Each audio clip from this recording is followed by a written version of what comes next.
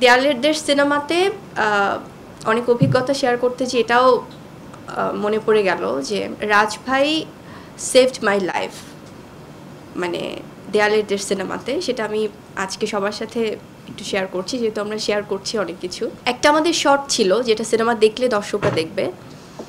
আমরা জাস্ট মাঠে শুয়ে আছি, পাশাপাশি দুজন আকাশের দিকে তাকিয়ে। তো শটটা হচ্ছে যে ড্রোন শট যাবে, অনেক উপর থেকে আসবে এবং আমাদের থেকে অনেক কাছ থেকে আমাদের জাস্ট ক্লোজ আপটা নিয়ে আবার উপরে চলে যাবে। তো সেখানে আমি যখন আমার মতো করে একা শুয়ে আছি এবং জাস্ট পাশেই হচ্ছে রাজভাই শুয়ে আছে, তো ড্রোনটা আস্তে আস্তে আস্তে আস্তে আস্তে আস্তে এত কাছে চলে আসছিল যার একটু হলে জাস্ট আমার উপর দিয়ে শাট করে মানে মানে বুঝতেই পারছেন যে ড্রোন কাছে চলে আসলে কি হয়, যে হয়তো বা তখন অনেক বড় একটা অ্যাক্সিডেন্ট হয়ে যেতে পারতো।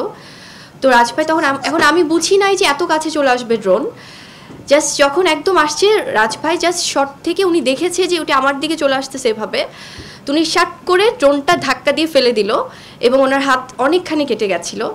দেন আমরা উঠে দেখলাম যে আসলে লিটারেলি যদি ড্রোনটা তখন চলে আসতো, আমি জানি না আমি এখানে বসে থাকতে পারতাম কিনা। সো সেখান থেকে আমার এভাবে লাইফটাকে সেভ করেছে রাজভাই, থ্যাংক ইউ সো মাচ।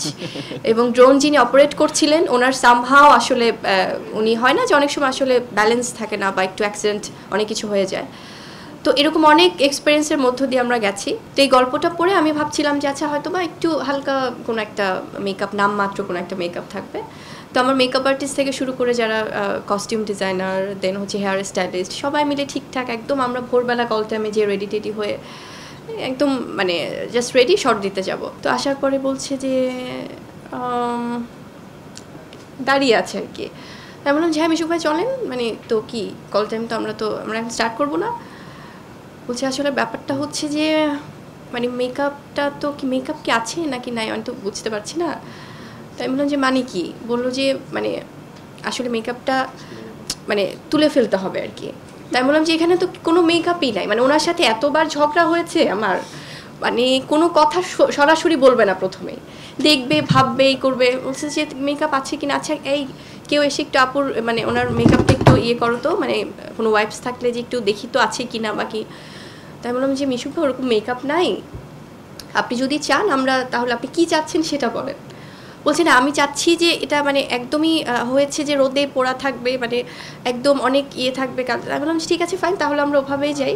তো একটু পরে আবার আমরা বললো যে ঠিক আছে আপনারা জাস্ট টেক ইউর টাইম, আমরা একটু পরে আবার ই করছি। তো রেডি টেডি হলাম, এরপর আরও আমরা ডাউনে গেছি, মেকআপ ডাউনে যেয়ে তো যাব এখন শ্যুটে। তো আসছে এসে বলতেছে আমি তো নহরকে এভাবে দেখি না। তার মানে যে এখন তাহলে কোনটা আবার, বললো যে নহর তো ওর অনেক স্ট্রাগল আছে, অনেকই আছে। তো পরে আমরা আবার বসলাম, বসে দেন এভাবে আসলে হয় কি এই জিনিসগুলো শেয়ার করা হয় যে আমরা এখন হয়তো বা খুব নাইসলি শেয়ার করছি, বাট ওই সময়গুলো তো আমাদের অনেক মানে অন্যরকম গিয়েছে।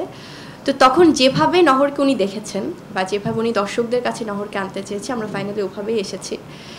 আর একটু আগে আপনি যেটা বলছিলেন ভাইয়া যে চেনার বিষয়টা, আমি রাজভাইয়ের সাথে কথাটার সাথে একদমই 100% একমত যে ঢাকা শহরকে আমারও প্রথমবার দেখা হয়েছে এতটা ইন ডিটেলস। আমরা এমন কোনো রোড, এমন কোনো জায়গা, এমন কোনো মানে মানুষের পাশ দিয়ে আমরা নেই যে যাইনি।